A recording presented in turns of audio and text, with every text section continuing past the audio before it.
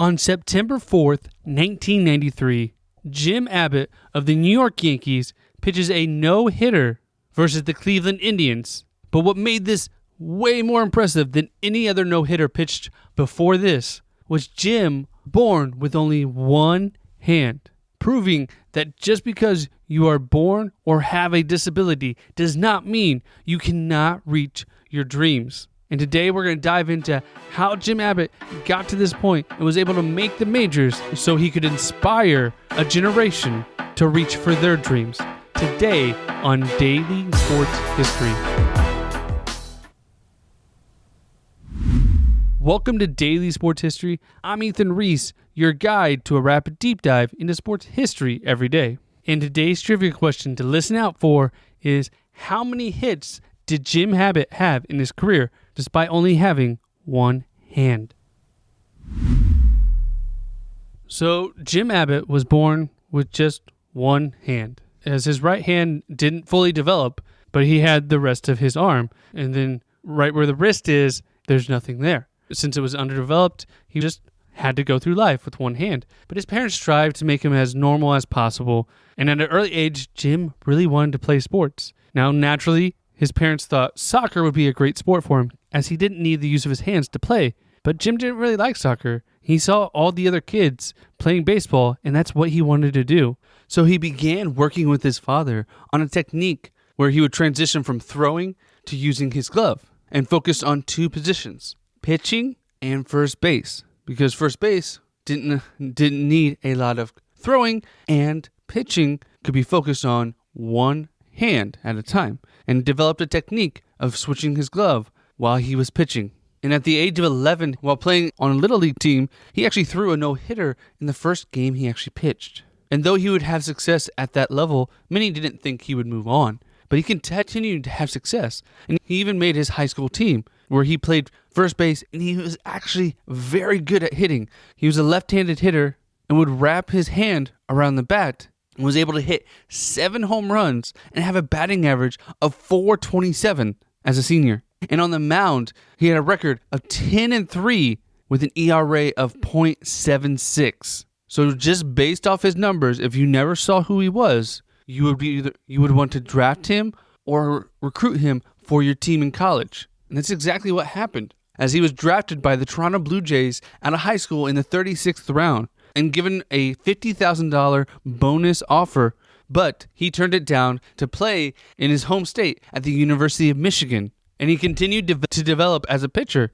and became Michigan's top pitcher and become Big Ten Conference Player of the Year and lead them into the College World Series tournament, as well as making the U.S. Olympic team in 1988, winning a gold medal. And after his junior year of college, he actually was drafted with the number 8 overall pick in the MLB draft by the California Angels and given a $200,000 bonus. And in 1989, he actually joined the Los Angeles Angels starting rotation as a rookie and didn't play a single game in the minors. And he posted a 12-12 record with an ERA of 3.92. And he continued his success. In 1991, he actually won 18 games, posting the 4th lowest ERA in the AL at 2.89, and finished 3rd in the Cy Young voting. And though he was having success with the Angels,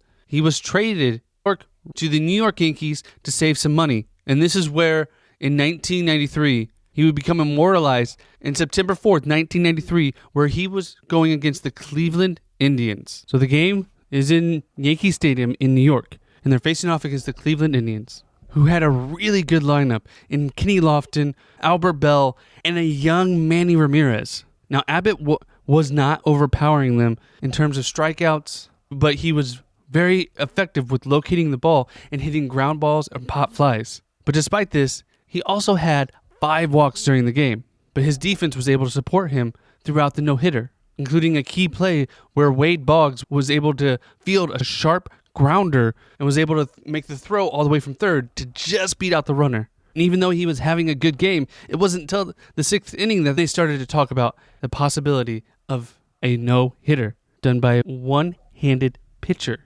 Then in the 9th inning, with 2 outs, Carlos Barrega was up to hit, and he did what almost all the other hitters did, hit a ground ball, which was fielded by the shortstop and thrown out at first, giving Jim Abbott his key moment in his career, a no-hitter where he allowed no hits, had 5 walks, and struck out only 3, pitching only 119 pitches. And the crowd of 27,000 erupted and gave a standing ovation to Jim Abbott. Now, this was the highlight of his career and really the peak. He played another season with the Yankees and went on to sign with the Chicago White Sox and then go on to play with the California Angels again. And after a year out of the sport, come back in 1998 to play for the White Sox again, and then was signed by the Milwaukee Brewers, who was his first NL team, which meant they didn't have the designated hitter. And during his time with the Brewers, he recorded 2 hits in 21 at-bats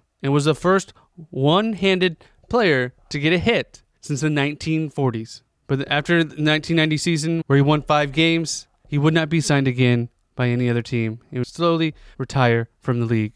After 10 seasons in Major League Baseball, now he had 87 wins and 108 losses, but had an ERA of 4.25 with 888 strikeouts. So he wasn't the most dominant pitcher of his day, but he was a quality pitcher, and that moment where he had a no-hitter was a huge moment. It led to so many athletes with disabilities to feel confident in what they're doing, in what they had, and it put him on center stage where everyone could look at what he did that one moment. Even though his career wasn't a Hall of Fame career, he wasn't an all-star, but he had success. And many of the major league players that played baseball were not all-stars, were not Hall of Famers, but they had great careers and they led great lives. Because after his career, he went on to be a motivational speaker and wrote a book in 2012 called Imperfect, My Improbable Life, which was an autobiography. And he's used this to help motivate people with